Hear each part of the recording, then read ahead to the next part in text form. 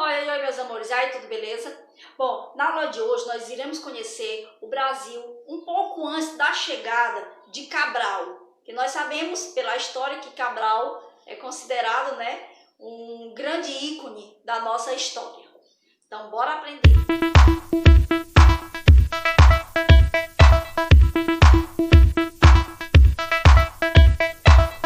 Falar do nosso Brasil é muito interessante porque nós que somos brasileiros conhecemos muita coisa e se formos a analisar não conhecemos praticamente nada do nosso país.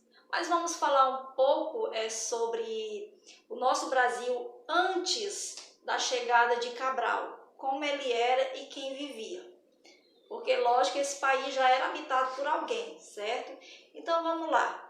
Até pouco tempo, era muito comum associar a ideia de que o descobrimento do Brasil está associada simplesmente a Cabral no ano de 1500.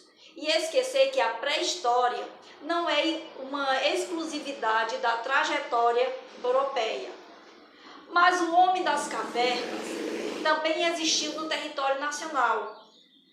Estudos arqueológicos têm encontrado vestígios de grupos humanos que habitaram a região há pelo menos 15 mil anos atrás. Pouco se sabe sobre a história desses grupos. Alguns estudos indicam que os indígenas brasileiros podem ter herdado os olhos levemente puxados dos ancestrais asiáticos que teriam vindo ao longo de milhares de anos. Na década de 1970, uma descoberta trouxe novos elementos a essa discussão. No sítio arqueológico perto de Belo Horizonte, foi achado o crânio de uma mulher chamada pelos estudiosos de Luzia, que teria vivido há cerca de 11 mil anos. Uma simulação feita sobre esse fóssil mostrou uma mulher com traços diferentes de população brasileira, o que pode indicar antepassados de origem africana ou australiana, além da asiática. Os primeiros habitantes que viriam a se chamar Brasil não desenvolveram nenhuma forma de escrita, mas deixaram numerosos vestígios como pinturas rupestres, fósseis de animais pré-históricos e utensílios variados, descobertos em locais considerados importantes sítios arqueológicos. E os principais até o momento são sambaquis, que em tupi quer dizer amontoado de conchas. Essa construção revela antigos cemitérios comunais, pois já foram encontrados sepultamentos de milhares de pessoas nesses locais. A quantidade de sepultamento ajuda a comprovar, por exemplo, se as populações de determinados locais eram sedentárias. Muitos sambaquis ainda contêm restos de fogueiras, além de uma rica fauna pré-histórica. Esses depósitos, localizados principalmente nas regiões luganares, como o Sambaqui brasileiro de Garopaba do Sul, em Jaguaruna, Santa Catarina, considerado o maior do mundo. Sítios, cerâmicas, líticos e arte rupestre. A cultura marajoara é o exemplo mais conhecido dos povos ceramistas. Sítios cerâmicos são sítios líticos e arte rupestre. Então, a cultura marajoara é o exemplo mais conhecido de povos ceramistas que viviam na ilha de Marajó, na foz do rio Amazonas. Objetos feitos de pedra também foram encontrados na região paulista do Vale da Ribeira, constituindo um importante sítio lítico. A pintura rupestre pode ser vista em todo o país, sendo famosas os do Parque Nacional da Serra da Capivara no Piauí e os da Toca da Esperança na Bahia.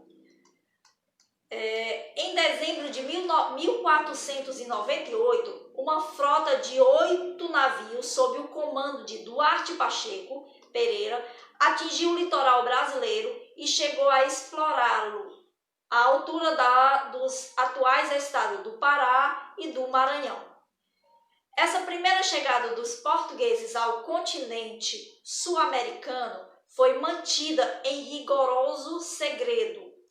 Estadistas hábeis, os dois últimos reis de Portugal entre os séculos XV e XVI, Dom João II e Dom Manuel I, procuravam impedir que os espanhóis tivessem conhecimento de seus projetos.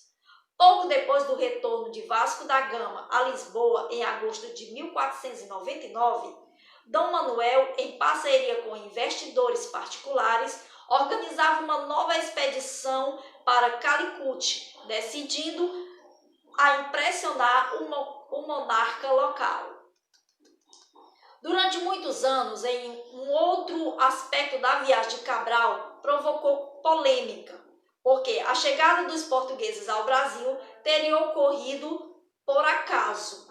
Atualmente, à luz dos fatos conhecidos, a teoria da intencionalidade já conta com o aval da ciência.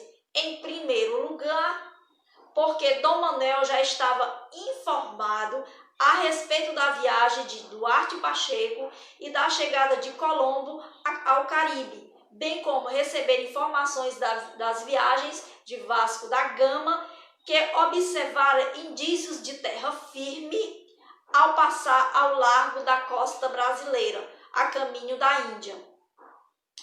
Além disso, vários outros elementos ocorreram para aumentar as probabilidades da hipótese de Cabral ter outra missão a realizar no Atlântico, antes de seguir para o Oceano Índico.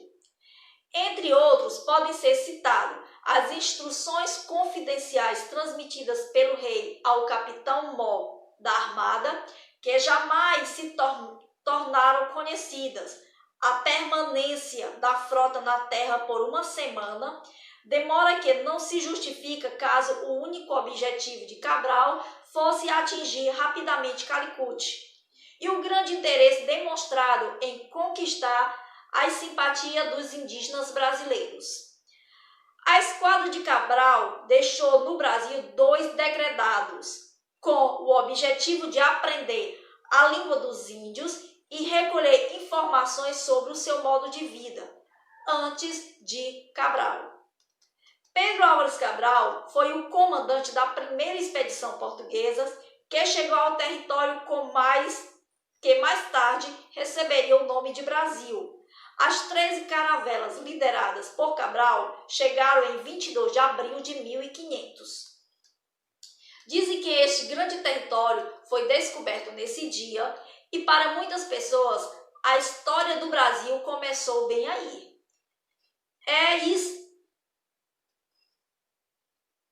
É assim que muitos livros têm nos ensinado, mas iremos aprender que muita história acontecia por aqui antes da chegada dos portugueses. Ao chegar ao Brasil, os portugueses encontraram um território já povoado. Seus habitantes, porém, desconheciam a escrita e não deixaram documento sobre o seu próprio passado. O conhecimento que temos sobre os índios brasileiros do século XVI baseia-se principalmente em relatos e descrições dos viajantes europeus que estiveram aqui na época. Os índios sobreviviam da caça, da pesca e do extrativismo e da agricultura. Nesta última, porém, servia para ligá-los permanentemente a um único território. Fixavam-se nos vales dos rios navegáveis, onde existissem terras férteis. Permaneciam no lugar por cerca de 4 anos. Depois de esgotados os recursos naturais do local, migravam para outra região, num regime semi-sedentário. Suas tabas, aldeias, abrigavam entre 600 a 700 habitantes, levando em conta as possibilidades do abastecimento e as condições de segurança da área. Um conselho de chefe determinava o local onde eram erguidas. As aldeias eram formadas por ocas ou cabanas, habitações coletivas que apresentavam formas e dimensões variadas. Em geral, as ocas eram regulares, com o comprimento variado entre 40 a 160 metros e na largura entre 10 a 16. Abrigava entre 85 a 140 moradores.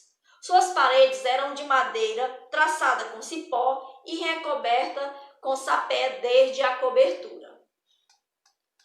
As várias aldeias se ligavam entre si através de trilhas que uniam também o litoral ao interior. Algumas eram muito extensas, como a do Peabiru, que unia a região do atual Assunção, no Paraguai, com o planalto de Piritininga, onde se situa a cidade de São Paulo. Descobrimentos arqueológicos confirmam contatos entre os tupis-guaranis e os incas do Peru. Objetos de cobre dos Andes foram desenterrados em escavações no Rio Grande do Sul e nos estados de São Paulo. A alimentação dos índios era baseada em mandioca, peixes e mariscos. A alimentação dos índios brasileiros se compunha basicamente de farinha de mandioca, peixes, mariscos e carne. Conhecia-se tempero e a fermentação das bebidas alcoólicas. Com as fibras nativas dos campos e florestas, eles fabricavam as cordas, cestos, peneiras, esteiras, redes, abanos de fogo e moldavam-se em barro diversos tipos de potes, vasos e urnas funerárias, pois enterravam seus mortos. Vigorava a divisão do trabalho. Os homens cabia as tarefas de esforço mais intenso, como o preparo da terra para o cultivo, a construção das ocas e a caça. Além destas, havia a atividade que era considerada a mais gloriosa pelos índios, que era a guerra. As mulheres, além do trabalho natural de dar à luz e cuidar das crianças, elas semeavam, colhiam, modelavam, teciam, faziam as bebidas e cozinhavam. Os casamentos serviam para estabelecer a aliança entre aldeias e reforçar os laços de parentesco. A importância da família se contava pelo número de seus homens. As grandes famílias contavam com um líder e as aldeias tinham um chefe, o Morubixaba. Em torno dele reunia-se um conselho da Taba, formado pelos líderes e o pajé ou xamã, que desempenhava um papel mágico e religioso. As crenças religiosas dos índios possuíam um papel ativo na vida da tribo.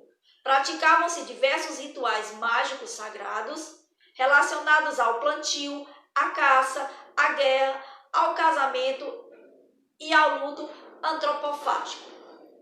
Bom, pessoal, essa é só a primeira parte da nossa aula. Gravaremos um novo vídeo falando dando uma continuação dos costumes indígenas, né, sobre a cultura e também sobre a questão do olhar dos portugueses sobre os índios. Nos vemos na próxima aula. Que Deus abençoe a todos. Até a próxima.